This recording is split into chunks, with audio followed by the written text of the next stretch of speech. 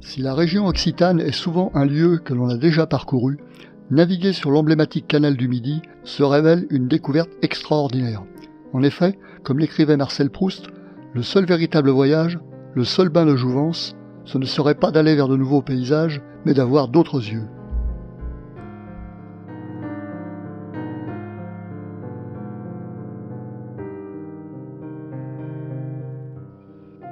Mais du rêve à la réalité, des siècles se sont écoulés avant que le projet de construction d'un canal prenne forme.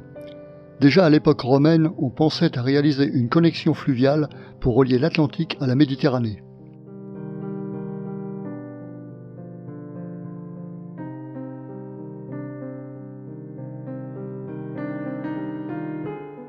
Ce n'est que sous le règne de Louis XIV qu'un édit royal ordonna le creusement d'un canal. Après une étude de faisabilité du projet, Colbert, le puissant et influent contrôleur général des finances de l'époque, fut séduit par des essais concluants réalisés par Pierre-Paul Riquet, qui réussit à résoudre le problème d'approvisionnement en eau du canal.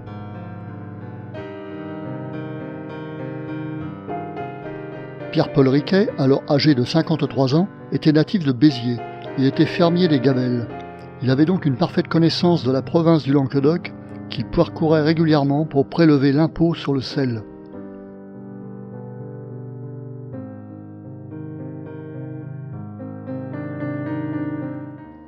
Pour approvisionner le canal en eau, 90 millions de mètres cubes par an sont nécessaires.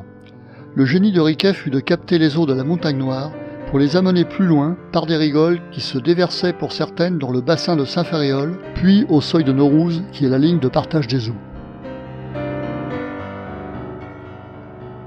La construction de cet ouvrage à l'époque, qui portait alors le nom de canal du Languedoc, a débuté en 1667 et a duré 14 années.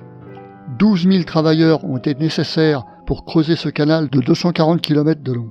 En plus de différents bâtiments, ponts, aqueducs, barrages et bassins, 91 écluses ont été construites. Pierre-Paul Riquet a élaboré les fondamentaux de cet immense projet près de Toulouse, où il acquit en 1651 la seigneurie de Bonrepos, un château qu'il restaura. Malheureusement, il meurt en octobre 1680, mais son rêve devient pourtant une réalité puisque 6 mois plus tard, le canal fut terminé en mai 1681.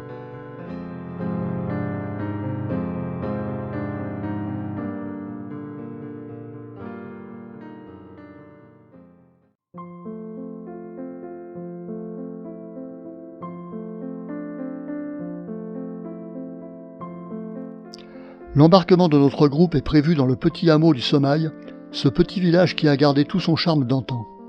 Une visite du port permet d'admirer le charme intemporel qui inspire toujours les artistes. Classé par l'UNESCO et les monuments historiques, ce lieu unique à découvrir fut bâti par Pierre-Paul Riquet comme étape de coucher.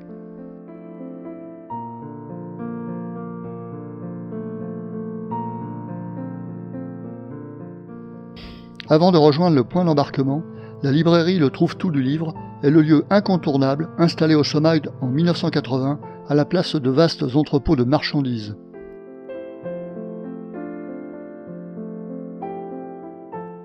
Sur plusieurs niveaux, on s'émerveille à fouiner parmi près de 32 000 livres exposés sur de vastes étagères en bois qui leur servent d'écrin.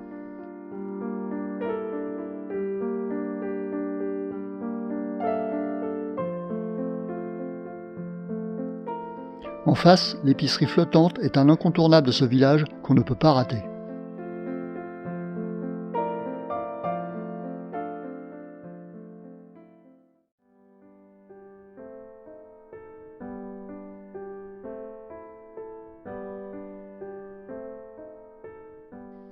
Après l'embarquement des bagages chargés sur notre bateau, les formalités remplies et les instructions de conduite dispensées par le personnel de la société de location, les amarres peuvent alors être larguées.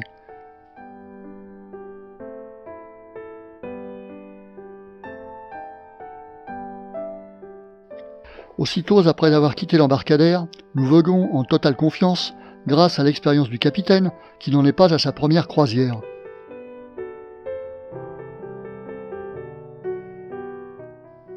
Nous voilà donc partis sur cette magnifique voie navigable pour une découverte originale du Languedoc-Roussillon.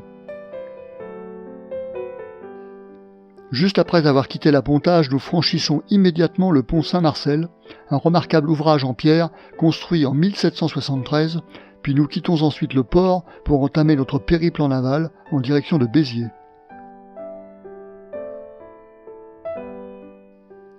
Un peu plus loin, nous naviguons devant un ouvrage, presque sans imaginer son existence. En effet, l'épanchoir des Patias laisse peu de choses à observer et pourtant, il demeure un ouvrage impressionnant en contrebas avec ses 6 vannes qui régulent l'eau du canal que la rivière de la Cesse déverse parfois tumultueusement.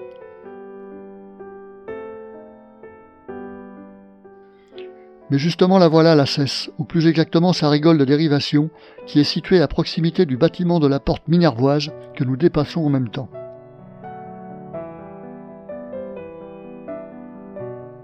Maintenant nous naviguons sur le pont-canal sur la Cesse, un édifice construit par la suite par Vauban pour perfectionner le fonctionnement du canal.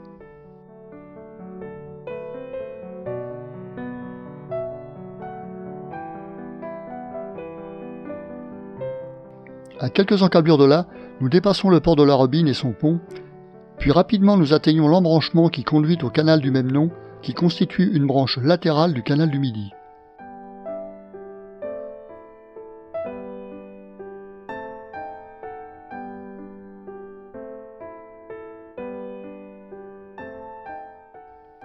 Mais l'heure nous indique qu'il est grand temps de jeter l'ancre et de profiter de la soirée, tranquillement installée le long de la berge.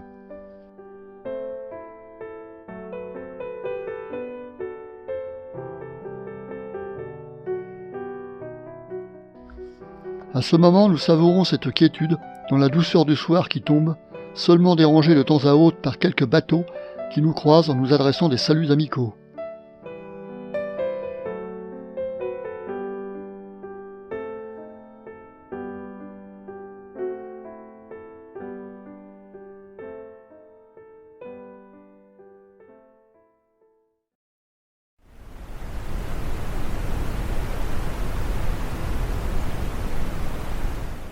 Après notre première nuit à bord, nous larguons les amarres au petit matin et nous traversons peu après Argelier, ce village qui fut un haut lieu de la révolte des vignerons en 1907.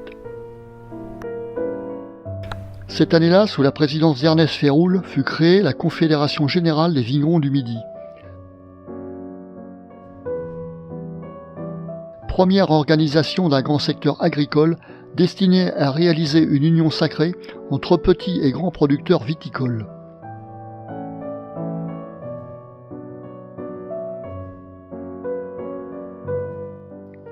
Argelier possède aussi 2 ponts de pierre, le pont Neuf que nous atteignons d'abord, orné de son écusson au symbole de la province de Languedoc.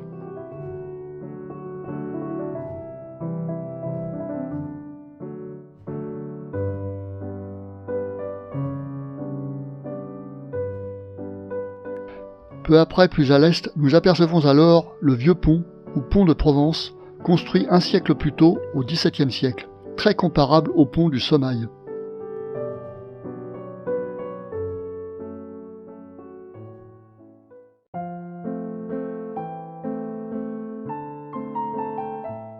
Nous poursuivons toujours notre promenade hors du temps, dans ce paysage où le ciel se mêle à l'eau dormante du canal, dans le matin hésitant.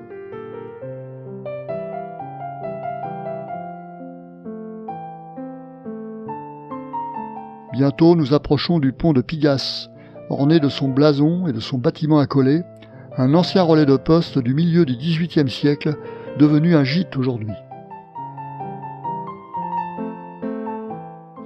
Toujours en descendant vers Béziers, notre bateau traverse la Charente, sur un aqueduc qui permet à l'eau de cette rivière de franchir le canal. C'est un ouvrage à 3 arches, conçu aussi par Vauban.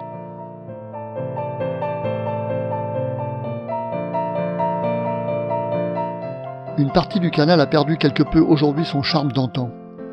42 000 platanes bordaient autrefois les berges, et dans une vingtaine d'années, ce patrimoine aura disparu totalement. La faute en est au chancre coloré, ce champignon destructeur. À ce mal, aucun vaccin n'a été trouvé.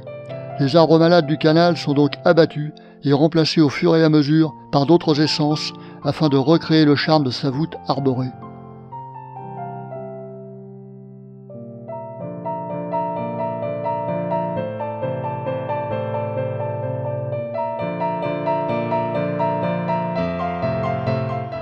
Bientôt, la petite ville de Capestan et son port toujours très actif apparaît après avoir franchi le pont de la Saïs du XVIIe siècle qui marque l'entrée du village côté ouest.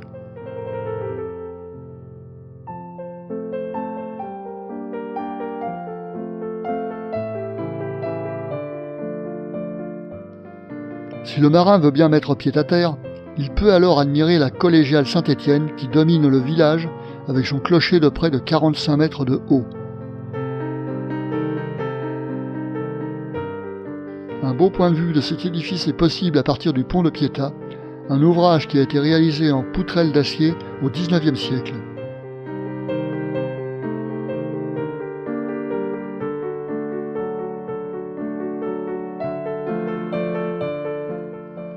Après avoir quitté ce village de Capestan, nous naviguons toujours avant d'accoster brièvement pour débarquer une partie de l'équipage qui préfère retrouver un moment la terre ferme et longer une partie du canal aménagé en itinéraire sportif sur près de 2 km.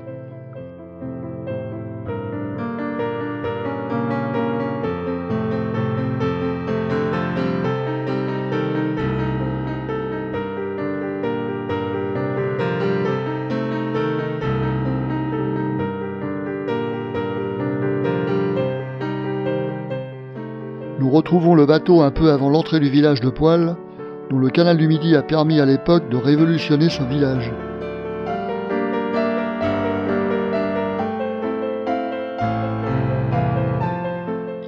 Une pause est alors nécessaire pour titiller un moment les poissons du canal,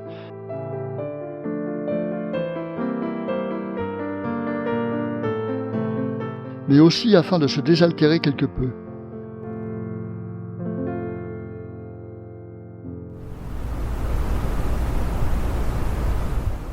Après avoir repris le large, nous longeons à distance l'oppidum d'Ancérune, un village gaulois parmi les plus importants du Midi méditerranéen.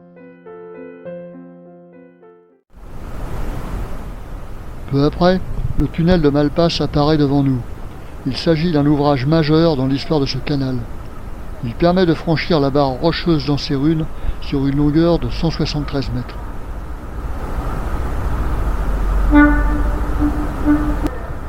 Contre l'avis général, Pierre-Paul Riquet choisit de creuser ce tunnel, un exploit technique qui permit d'éviter la construction d'une écluse supplémentaire.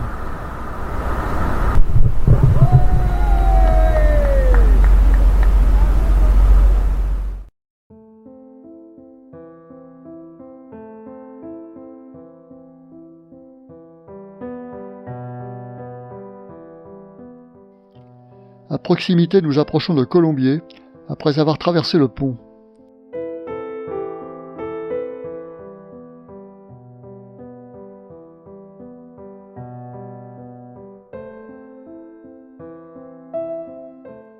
C'est un petit village issu de l'installation autrefois d'une partie des habitants de l'oppidum d'Ancérune, descendu dans la plaine.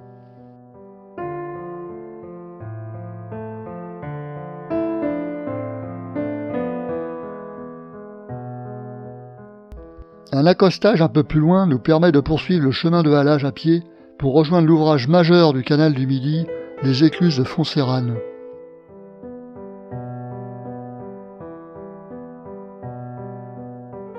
Cet escalier d'eau constitué de 9 écluses pour un dénivelé total de 21,50 m en fait la plus grande écluse de France.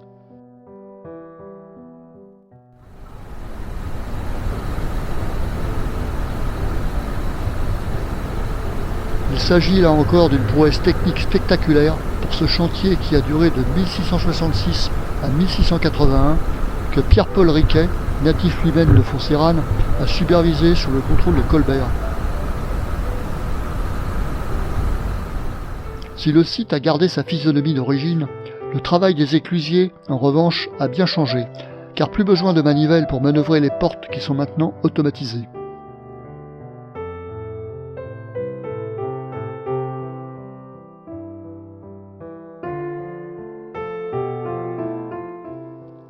Cet ouvrage est classé au monument historique et plus de 300 000 visiteurs se pressent chaque année pour découvrir ce véritable chef-d'œuvre d'ingénierie.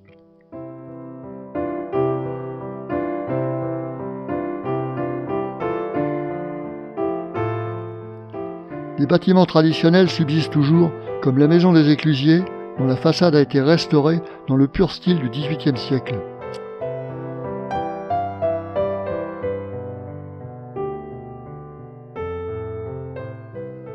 En approchant de Béziers et de sa cathédrale, nous atteignons le pont-canal de l'Orbe. C'est en 1854 que l'actuel tracé proposé par l'ingénieur urbain Maguès fut alors retenu.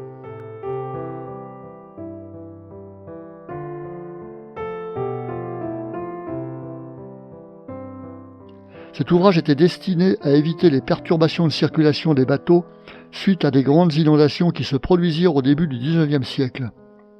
Il fut donc décidé de passer le canal du Midi sur l'Orbe, au pied de l'acropole de Béziers. Son architecture est élégante, avec ses 7 arches, ainsi que sa galerie qui court sous le chenal, destinée à son entretien.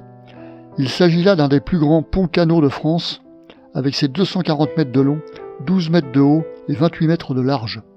Il est donc inscrit au titre des monuments historiques depuis 1962. Un bâtiment insolite se dresse à proximité. Il s'agit d'une usine à gaz, autrefois propriété de Gaz de France et laissée à l'abandon. Elle est devenue maintenant, après d'énormes travaux de réhabilitation, une discothèque.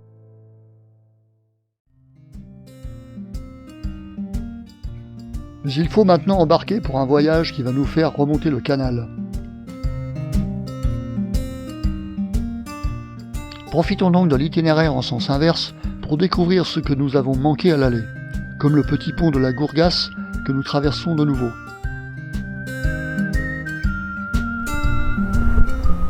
Plus loin, c'est le tunnel de Malpasse qu'on ne se lasse pas d'admirer.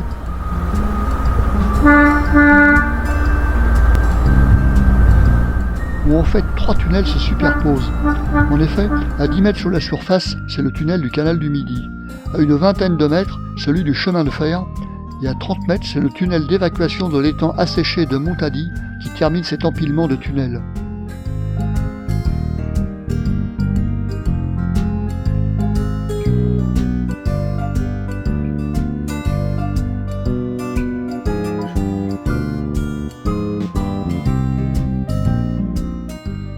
Notre escale de ce jour est fixée à Capestan, que nous avions déjà traversé ce matin.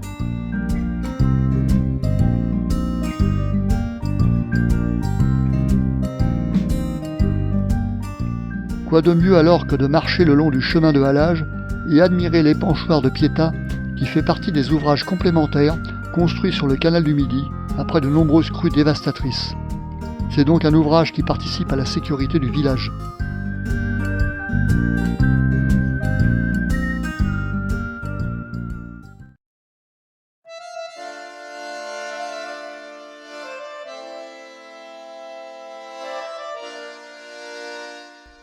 Ce matin, le départ du port de Capestan est quelque peu retardé par l'obstination de nos pêcheurs, mais le poisson n'était toujours pas décidé ce matin à mordre à l'hameçon.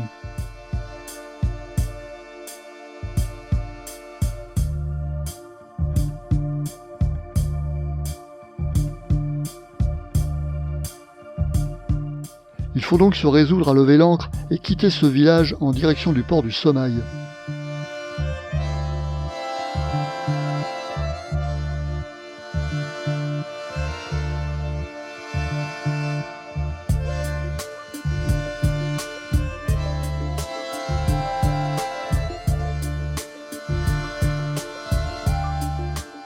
Mais rien ne presse, et quoi de mieux que de s'offrir une halte atypique près du pont-canal sur la Cesse pour un pique-nique dans un espace ombragé.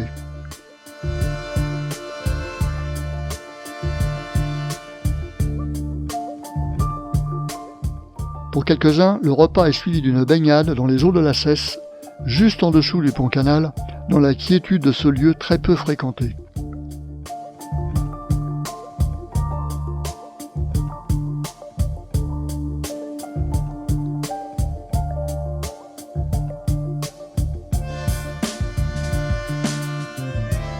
Après cette pause rafraîchissante, notre navigation reprend bientôt pour aller accoster un peu plus loin pour quelques instants au port du Sommail.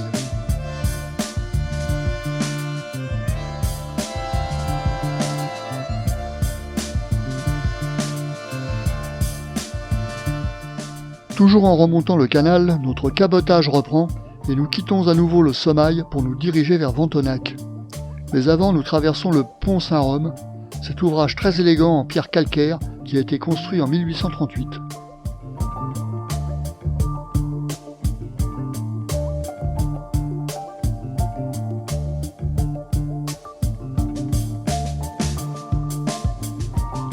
Après avoir passé ce pont, le village de Ventonac surgit alors. C'est un charmant petit village, bâti sur une colline avec son château ancestral, dressé au bord du canal et occupé depuis 1938 par les viticulteurs groupés en coopératives.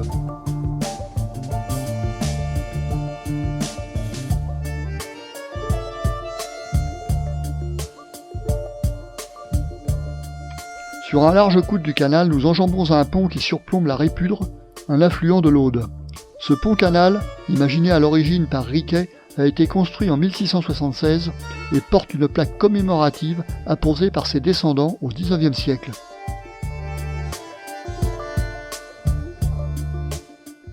Peu après, nous traversons Parazza, un charmant petit village de l'Aude, avec ses ateliers d'artistes et son château, dont Pierre-Paul Riquet fut le plus célèbre occupant.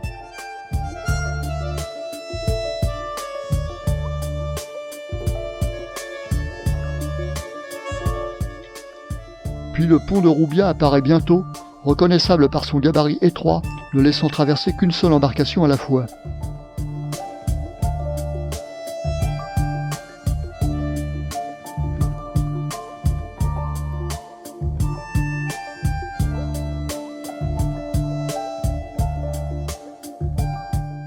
Près du village de Roubiat, nous atteignons l'écluse d'Argent. Cette écluse est à chambre unique et est la seule écluse jusqu'à Foncérane, puisque le canal s'étend sur presque 54 km sans aucun obstacle.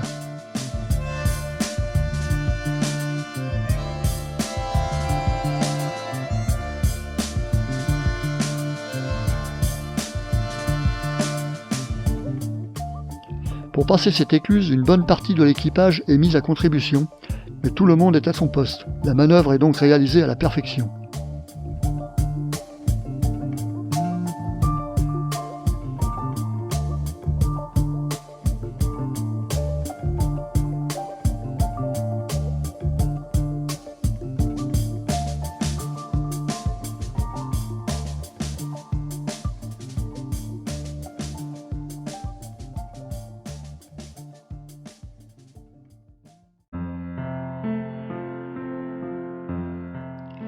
Nous voilà donc à nouveau voguant sur ce canal jusqu'au prochain village, Argent-Minervois, dont le château emblématique surgit de l'horizon, ce château médiéval à 2 tours qui se dessine au détour du canal.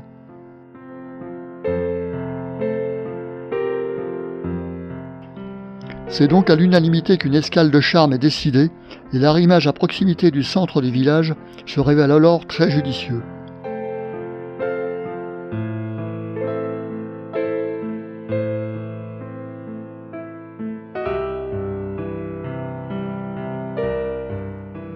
Pendant que les pêcheurs s'adonnent à leur sport favori, une visite touristique de ce village pour d'autres permet d'admirer l'église Saint-Roch, construite en 1880, qui remplace une du Xe siècle, où il ne subsiste que quelques pans de murs.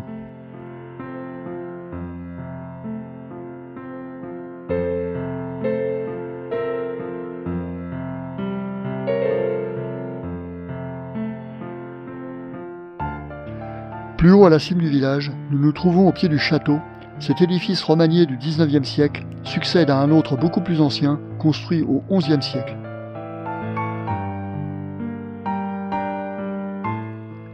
Il révèle une histoire à l'époque où, en 1215, Simon de Montfort, ennemi juré des Cathares, prit ce château à l'archevêque de Narbonne.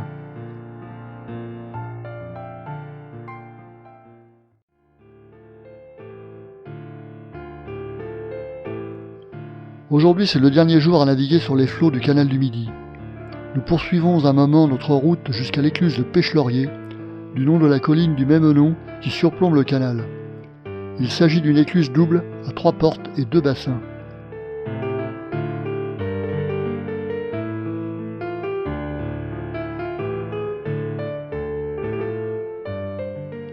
Mais le temps nous manque pour poursuivre encore plus loin notre voyage, et nous nous contentons donc de nous attarder sur cet ouvrage datant de 1679 et de contempler les autres plaisanciers concentrés sur les manœuvres de franchissement.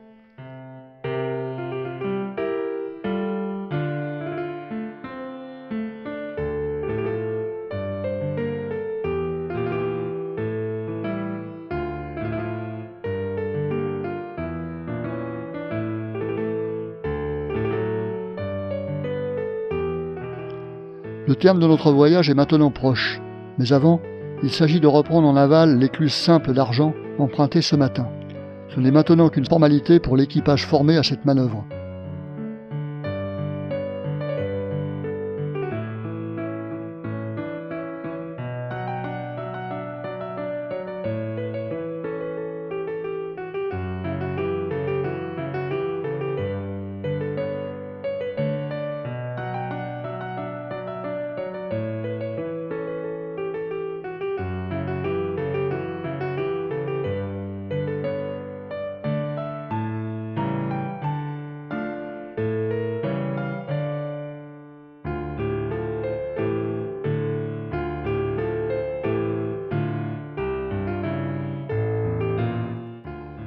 Ce dernier passage d'écluse a tout de même mis tout le monde en appétit, et un accostage un peu avant Ventonac marquera donc notre dernière halte avant la fin de notre aventure.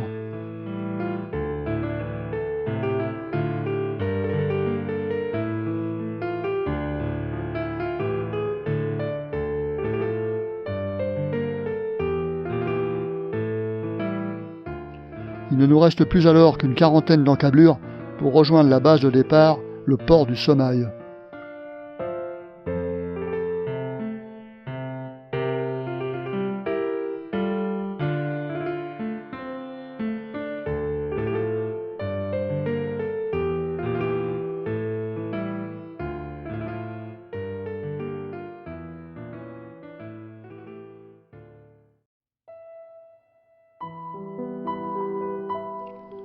Cette croisière fluviale sur le canal du Midi se révèle une découverte originale de la région au fil de ses méandres. Bercé par le charme des paysages en prenant le temps de voyager lentement, il s'agit bien là d'un tourisme plus authentique pour mieux apprécier la richesse de ce pays cathare au fil de l'eau de ce canal, joyau de l'histoire méridionale.